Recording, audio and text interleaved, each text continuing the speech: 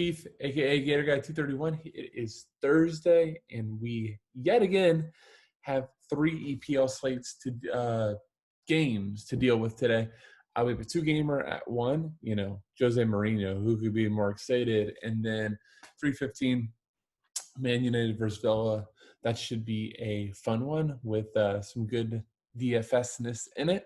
So let's jump right into it. Quick plug. First off, first time watching, promise you'll enjoy all of the soccer content. If you're really trying to get in the sport, please make sure to subscribe, like, comment. It really helps the video get out to more people. Let us keep doing this for free for you guys. And then secondly, if you are interested in getting even more help, full core plays for every single slate. That includes MLS, that includes NWSL, even though I sucked really bad at NWSL last night. Link below on the cheat sheet. You can join. It's $10 a week. We also have VIP coming back at the site where you get everything. All the sports are going. So yeah, check it out. Let's jump into the games. Stop with all this salesman bullcrap. All right. Let's go ahead and first off, I already immediately have the wrong screen up, so that's a good damn start to this. So let's jump into the odds. So we have Tottenham minus 149 away to frickin', how are they not already like automatically relegated? Bournemouth plus 375, who needs a win beyond anything. Then the second game we have Everton, slight home favorite, plus 110. Southampton plus 238. Kind of go over the teams as we get to the game, but let's jump into the formation and we'll go. So I do want to start off with Tottenham, because I do think they are the most important team on the slate, which is always a insanely scary proposition when you have to deal with Tottenham chalk, coached by Jose Mourinho. What the hell could go wrong, right? So let's kind of go over the plays that might not be as risky. So first off, I think we need to look at the formation. Obviously, if Gio Lo Celso isn't in, that makes Heung-min Son that much easier of a play. I think Heung-min Son is an easy play anyhow. He is the most expensive player on the site, but he is forward eligible, which does matter. It was kind of like yesterday's City. So just as a quick deviation, I ended up playing Mahrez and Jesus in cash, and pretty much told subscribers like that was the choice that you had to make, because forward was so just like brutal. Like Jared Bowen ended up doing great, right? So that's fine, but you had to fill a forward spot before going on the midfield, and that's why I didn't really think Foden for cash was that in play, despite loving him, playing him a ton in GPP. It was that like you had to fill your forward spots, because it was the City guys. Jared Bowen, you can have some argument to maybe play Mikel Antonio. I think it was thin, but some argument. And then it was just like a shit show. So, for me, it was all about securing, Man City pieces, as I went over, minus 1,000 favors, secure Man City pieces. So that ended up being Jesus, that ended up being Mahrez, that ended up being KDB. And then, with Stones in, he was like 2,600, 2,700. I was like, okay, whatever. And he's going to pass 100 times, so there's a little bit of floor there and probably a clean sheet, and you go from there. So I say all that just to remind you here, filling those forward spots, if there is not like good punts, is most important, and I think that's what you're going to see. There might be one punt. I'm going to go over here in a minute.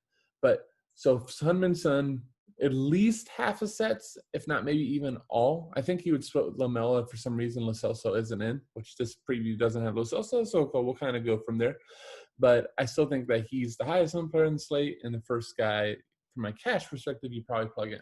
The second guy, this is where we're coming to forward spot, is Harry Kane. So he is underpriced, in my opinion, for being Harry Kane. 8,600 versus Bournemouth.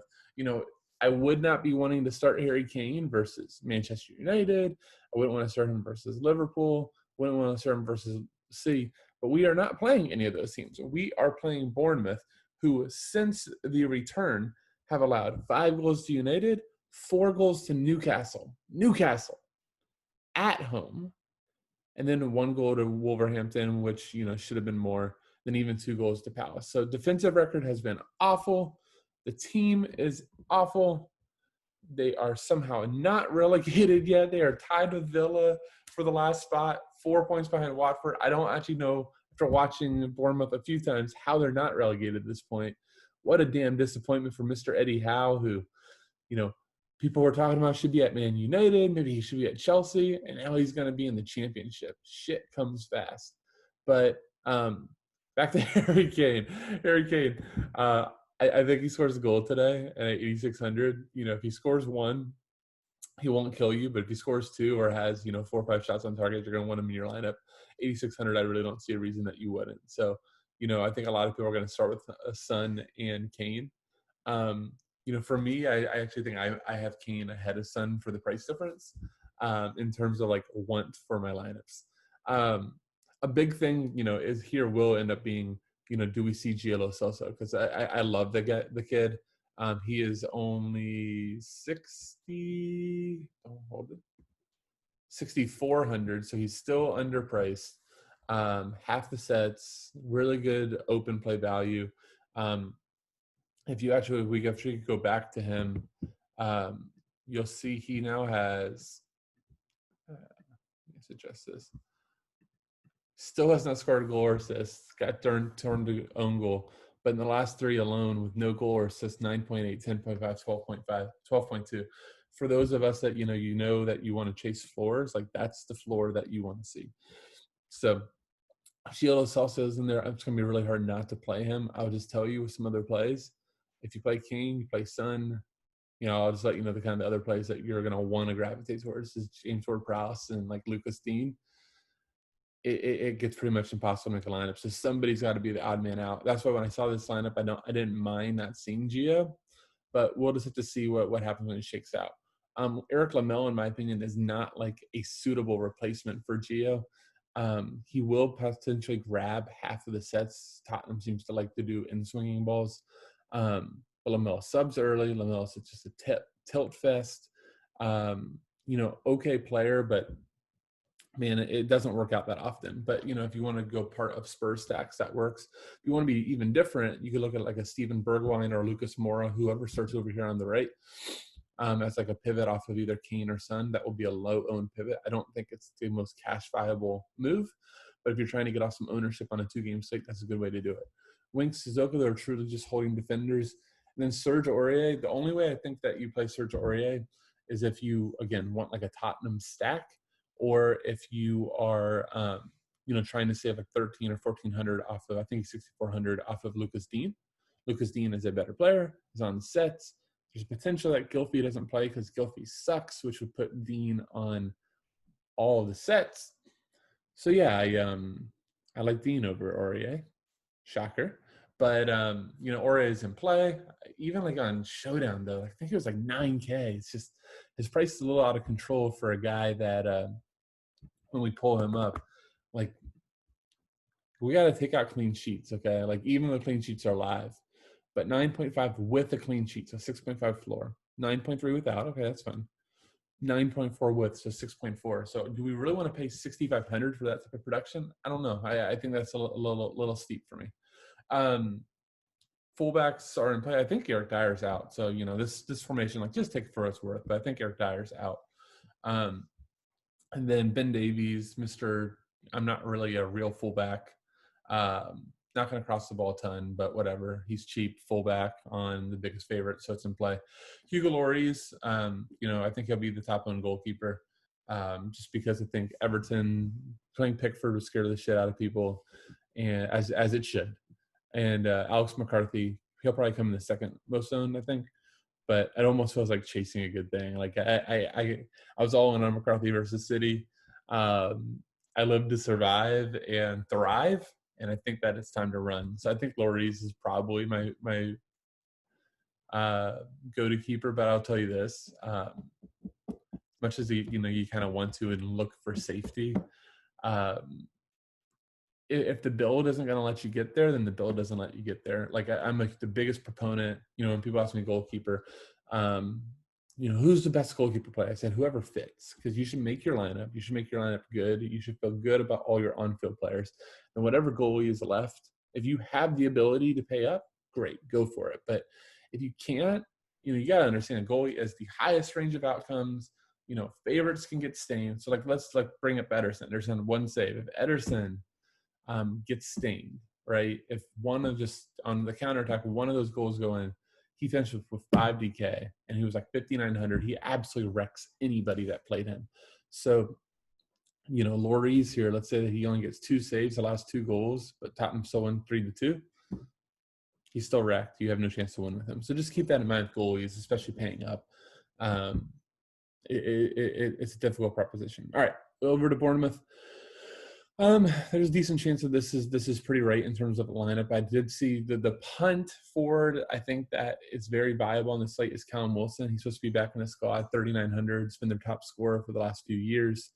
A guy that was rumored to Chelsea before the season. He and Eddie Howe, they need to go to the bar together after this is all over and have a drink, because both were rumored for all these better things. Wilson's had a terrible season. I have no idea if anybody else is going to be back in the hunt for him. Much like Eddie Howe. So 2 guys that were looking at bigger clubs, coming up all this hype before the season, now are going to have championship life next year. That's brutal. But Wilson, if you want to punt forward, is viable. Josh King takes the PKs, GPP only. So Junior Stanislas was the guy that we were all over for the classic slate over the weekend. He had a massive price jump up to 5,700. I think given the slate, that probably is too much here. I would much rather play his cohort or opposite winger or whatever the hell the term is. David Brooks is only 3,700. David Brooks is a much better player than 3,700. Tottenham defensively, especially if Tottenham goes up early, is not a team I'm that scared of. That's why I do consider Callum Wilson in play, and I do have some pause on playing Hugo Lloris, although that defensive liability also gives Hugo Lloris more save upside, which is a good thing. But that said, David Brooks, 3,700, is one of the better sub 4K players on the slate. You don't see Junior Stanislas or Diego Rico, there's a good chance that Brooks will be on some sets. If you see those 2, he probably will lose to both of them. Speaking of Diego Rico, he is a very solid defender play on the slate. Man United was just a bad way for him to come back into the side. United, especially after the Junior Stanislas goal, absolutely blitzed them. He wasn't able to get forward at all, was dealing with Greenwood, Fernandez, and Martial running at the back line for pretty much the full game. So he's showing up at 5,000. I don't know. That's a little that's just on the edge where I go, maybe it's overpriced.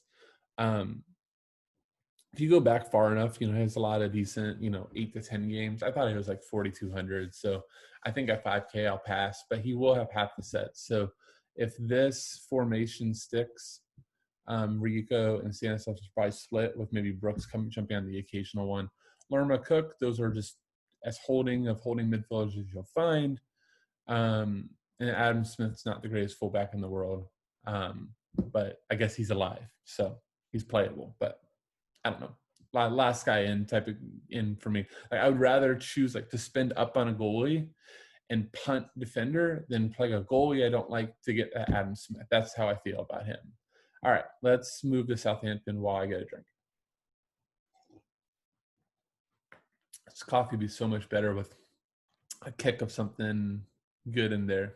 Oh, for what it's worth, because I was mentioning, shout out to one of our subscribers who's actually the subscriber that won our little retweet contest a little while ago, but took down the MLS GPP last night. Let our chat room know afterwards it was the biggest win of his DSFS career. Was shaking. That's the stuff this is all about. Nothing brings somebody like me that gives out info and spends all this time a bigger smile than hearing those type of wins. So congrats to you, and congrats to anybody that's consistently winning and enjoying this. Soccer is such a fun sweat. All right, Everton, we're gonna start there. So I would not be surprised, just based on play, if Gylfi Sigurdsson's dropped from not from the whole match day squad, but dropped from the 11.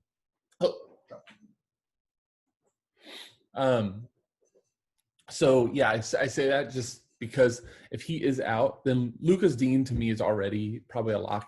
7,700. They're probably getting close to being an efficient price on him. Maybe it's a little light for his floor.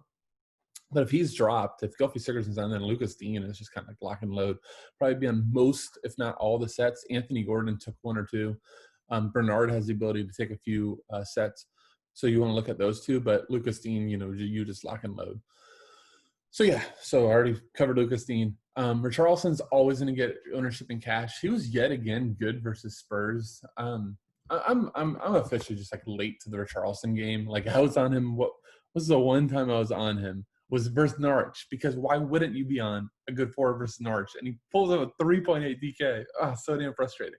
But 15.2 with the goal against Leicester, so that's not a great floor game, but 10.1, 4 points versus Spurs with 7 fouls drawn. So I do think he'll be popular. Again, I would just prefer to take Harry Kane or Heung-min Son to him. Calvert-Lewin, it's kind of at this point overdue for a goal, so I would not be surprised if he shows up. He's been a guy that I've been talking about as GPP leverage for like 3 or 4 straight Everton slates. I still like it for GPP leverage on this 2-gamer. Again, if you see Bernardin and like no Gylfi, there's a chance he might jump on some corners, so he's okay. Just never a guy that I flock to. Seamus Coleman's okay. As you notice, I'm a Liverpool fan, so all Everton spots are just okay to me, except for Lucas Dean is elite, especially for DFS. That guy loves to cross, which makes him like my favorite person in the world. Then Jordan Pickford, if you want to kind of go for that. My biggest issue is that Southampton's just been playing well. I think it's not a bad time to just jump over to them. So here is their results, since coming back. We had 3-0 versus Norwich, 2-0 lost to Arsenal, but that was with the red card. 3-1 to Watford and 1-0 to Southampton to City. So I just think Southampton's actually become a good team under Ralph Hasenhuttl. I'm sure I butchered that, but it was still fun to say like that. But yeah, they just play hard. Like frickin', like shout out to them. If you watch the end of that City game, like I don't think half of Southampton's guys could move, and they're just jumping in there, clearing every damn ball. It was pretty impressive. As I'm sweating there with my 100% McCarthy, I had 5 JPP lineups, all with him. My showdown cash has McCarthy. I'm just like, oh my god, how did I get all in on this guy? And he shows up with a damn clean sheet win. So Alex McCarthy, you to GOAT. I don't know if I'll go back to you or not today. I might, just because I have to. But I do wonder after that game, after the way that Southampton's playing, if maybe he might be the best cash keeper, make the pieces work. So that's weird for me to start out with goalie, but that's his life. Danny Ings, GPP. I think, again, I've kind of already covered with forwards and cash. I think Son and Kane are probably like the chalk. But, if you want to be a little different, go Danny Ings, he's what in terms of scoring? I know he was getting actually really close to passing Vardy, and then Vardy now has gone on a little mini run, I think 3 goals and 2. So, Vardy has 22, but, shout out to Danny Ings at 18 goals. Pretty good spot, and, he could get you some discount off of like Kane or Son. Che Adams, GPP, great goal versus City, but outside that, he didn't do much. James Ward-Prowse is the piece from Southampton that you're going to want. It's going to be insanely owned. He has just been absolutely sensational since break. Let's check out his floor. So he had 8.2 floor points versus City, which is pretty damn good considering how much possession City had. 24.1 with the goal versus Watford. So that means that is 14 floor points, 14.8 floor points versus Arsenal with no goal or assist, 20.6 no goal or assist. Since he's been back, he's been taking all the sets from Bertrand. It's really killed Bertrand's value, but made Ward-Prowse probably one of the better midfielders in all of EPL DFS. Stuart Armstrong's form is awesome. I think he is more GPP, but if you fell on him in cash, I would not say you are dumb. Nathan Redmond, forward eligible, I guess. I'm just never going to be a Redmond guy. Ryan Bertrand, speaking of him, he's fine. When he's taking corners, he's better. So if you go down his logs and you see those games with a ton of crosses, pre-break, understand he had been splitting sets with Ward-Prowse, and since they've come back, he has not been doing it. Walker Peters is fine. The whole back line is fine. And that's your classic slate. Just kind of on a little bit of strategy. I know a lot of you guys have shared that you really enjoy that. You know that Spurs is going to be chalk. So one, if you think that they're correct chalk and you think they're going to win like 3-0, try to find some ways to maybe just shake it up a little different. So if you know that everybody's going to go Son and Kane, but Bergwijn, or whether this is Mora or Lamella, or whether this is Lo Celso are in, maybe change that up. Try to drop either Kane or Son. Maybe do a Mora or do a Bergwijn. Hope that the goal shows up from them. That would be a way to differentiate yourself. The other way, I think, people just always just go, okay, who's the second biggest favorite? So it's Everton. Everton's been looking pretty crappy since return. So maybe you do like a mini Southampton stack. Maybe they show up with 2 goals or something like that. You still play Harry Kane. He's the only scorer for Spurs, and you're rocking. And the same goes if you prefer Everton, right? So again, you fade a lot of the extra Spurs pieces. You only play Son or you only play Kane. You hope that that's the only goal. Then you load up with like a DCL, Richarlison, Dean stack, something like that. Those are going to be coming in lesser owned. Other way that, I think is a really nice way to kind of change up GPP leverage. Just understand center backs are never going to go highly owned. So if you can grab a center back goal, you're going to be ahead of the pack. Sorry, I'm supposed to wake up now, as you can see, kind of awake. But so Michael Keane, Yuri Mina starts in. How many header goals did he have in the World Cup? 20. 2 guys that can get on the end of header goals. Look at, when you're looking at center backs, look at the amount of shots. So if you see a guy who's played 20 games, has 2 or 3 shots, probably not the guy you want to go for. But you see a guy who's played 22 games, has 19 shots, almost a shot a game. That's somebody that's getting forward on headers and set pieces. So that's always a good way to change it up and get some upside, because people, have understood the DFS tout way, or understand floors to a bit, that you take fullbacks. So if you want to change it up, play center backs. All right, we're going to quickly go over showdown and then get the hell out of here. So for United, great day to fade Bruno Fernandes. It is not a great day for fade Bruno Fernandes. That was a terrible joke with no facial motion, or no way to tell that I was trying to joke. Anyhow, Bruno Fernandes, first guy in your lineup. Best floor in DFS. I think it's officially safe to say that. Best floor in EPL DFS. Fully Kostic is still the god of DFS. But Bruno and KDB are like these 2 guys that you see them in. You just got to play them. It's going to be most popular captain. Takes all of United sets. Takes their PKs.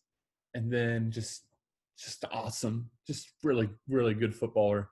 So he will be in your lineup. I think the second player that people will plug in is Marcus Rashford, coming off of a goal. I think he actually took the PK. So go figure, after Bruno converted 3 straight. But anyhow, especially out wide, he carries a little bit of a floor. Big decision from there will be if you're going to go like Martial, Greenwood, or if you're going to go on the other side and pick Villa and pick Grealish, who technically has a better floor than any of them. Greenwood's in pretty awesome form. So I think a lot of people are going to go him. Paul Pogba is okay. His price is finally getting up. He and Bissaka will be the interesting other third piece pivots on United. Bissaka's actually been really good. Let me pull him up. Bissaka. So yeah, he has, if we just evaluate the floor here, right? 7.3 without a clean sheet, 17.7 with the assist and clean sheet. So that's 8. And then assist here, clean sheet. So that's 4. So maybe he's not as good as I was thinking it was, but I mean, he's fine play. It's better than Luke Shaw. So yeah. Harry Maguire, if you want to go for GPP, upside goal. I just talked about center backs. But in showdown, it's weird. A guy like Harry Maguire might go over owned. But I could think of worse. Then David De Gea, he probably will be fairly popular. Let's see where he shows up in on cash. At captain, 11,400 is tough. 7,600, I think that's pretty fair price on him. You don't think Villa scores, and you probably want to play De Gea. Outside of whoever scores the goal for United, he'll probably be the highest scoring United player. So United, Bruno is your top play. Rashford is probably the second best play. Then you're kind of be in this range. Do I want a third attacker? Do I want to go to a Pogba, Bissaka, or do I really just want to go cheaper pieces and maybe look over here towards Villa? For Villa, Jack Grealish is going to be the decision of the slate, in my opinion. So here's the craziest thing about Grealish is he's actually kind of lost corners as of late, especially if Jorahane is in. So versus Liverpool, Douglas Luiz actually took the one corner on Jack Grealish's side, with John McGinn taking the other ones. When Horahane is in, Horahane ends up taking almost all of the sets. But that said, Jack Grealish, with or without sets at 8,400, still had 9.8 floor points versus Liverpool, had 12.7 floor points versus Wolves, had 12.4 versus Newcastle, 9.5 versus Chelsea, 10.7 versus Sheffield. Terrible game versus Leicester, 11.6. You get the picture. Like Jack Grealish, it's hard to go there because Villa's been struggling. He's been so good, but his floor is still there. He always gets there with those fouls drawn, with tackles, with shots. So I don't really hate the idea of saying that I'm going to start my lineup with Bruno, Rashford, and then maybe go Jack Grealish. From a cash perspective, I think in GPP you shoot for the goals. Anwar El-Ghazi, always another guy that ends up getting there in terms of just shots and some crosses. Samata would be GPP only. Trezeguet GPP only, but he's coming cheap. I think McGinn's price is actually really solid for cash builds. I think he is 5,000 for. So if you don't see Horahane, he gets split some sets. Also, he's been like a long time United target, so maybe this is a time for him to show out, especially with Villa probably going down. Good chance for him to go, hey, don't forget about me. Sir Alex said I was good, so why don't you go ahead and sign me over here? I can take Matic's spot and really make you guys kind of look special.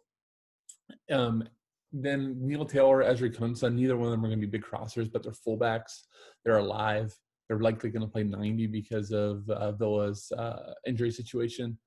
So, yeah, those guys are in play. Then Douglas Luiz, he did take that corner versus Liverpool, but actually it was a really good if you actually look at him back in like the Brazilian league days, he did take sets. So it wouldn't be the craziest thing if all of a sudden he started showing up taking corners. I think that kind of covers the slate. Big thing here is picking scorelines. So if you got 1-0 United, you're going to pick Bruno. Decide on who you think scores the goal. Is it going to be Rashford? Is it going to be Martial? Then make sure you get David De Gea. Because in a 1-0 game, David De Gea is going to be the third highest scorer on the slate. Maybe fourth, but you're going to want him. He's going to be one of the top four guys. If it's all of a sudden, though, if you think United's going to win like 3-0 or 3-1, that's where you would fade the keeper, try to load up on the goal scorer. So that's Bruno, Marcus, Greenwood / Martial, maybe throw Pogba in. That's where you go. I don't think that United is a team that you have to flock to these fullbacks by any means in those scenarios. If you really want to just be GPP oriented, I don't think Reina or whether it's Norgard, I think is the other keeper. I don't think either one of them will be owned for Villa. I think in the main GPP, you're looking at 10-15% probably because everybody's going to be on Bruno and Rashford. So not too many people are going to want to go the opposing keeper. Understand a guy like Bruno and a guy like Marcus Rashford who shoot a ton, they could definitely still get there without a goal. And then if you show up with Pepe Reina, shows up with a McCarthy type of game versus City where he gets 9 saves with or without a win, Yahtzee at his price. So I think that would be like my favorite way to maybe here's like a really cool game script, right? 1-0 Villa. The one goal comes from Anwar El-Ghazi, right? And it comes in the 20th minute. And then United is just blitzing them the whole game. So you get El-Ghazi, who's not that expensive. You play Pepe Reina. They win 1-0, but you run it back with Rashford. You run it back with Bruno. You run it back with Greenwood, something like that. You could kill it. So that would just be my way GPP type of thought on the slate, on the showdown slate. Guys, thanks so much for watching continuously. Really, really appreciate all the kind words. Good luck today, and let's kill it. See you.